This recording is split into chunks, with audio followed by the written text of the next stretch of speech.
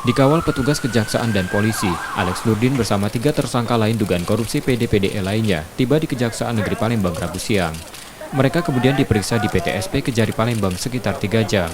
Kasih Penkum Kejati Sumsel menerangkan, berkas 4 tersangka dinyatakan lengkap, Kejaksaan Agung dan siap dilimpahkan ke Pengadilan Tipikor Palembang untuk disidangkan. Selama proses tahap 2 pelimpahan berkas, 4 tersangka ditahan selama 20 hari di rumah tahanan Pak Jo Palembang dan akan diperpanjang jika berkas belum dilimpahkan. Kejaksaan Agung juga melimpahkan barang bukti 4 mobil mewah milik tersangka. Tipis no, jangan pink itu no.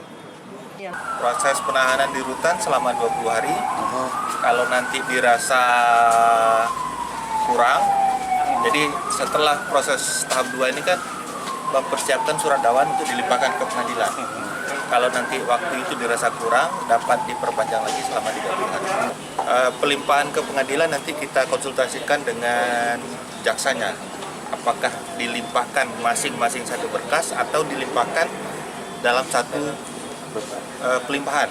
Maksudnya kalau 2 berkas berarti dakwaannya 2 kali pelimpahan. Nah, apakah ini 2 kali pelimpahan atau dalam 1 kali pelimpahan? Itu belum tahu atau nanti kita atau gimana belum? Nanti kita koneksikan dengan jaksanya. Sementara berkas dugaan korupsi Masjid Sriwijaya untuk tersangka Alex Nurdin dan Mudai Madang rencananya akan dilimpahkan terpisah. Yudi Kiswanto, Kompas TV, Palembang, Sumatera Selatan.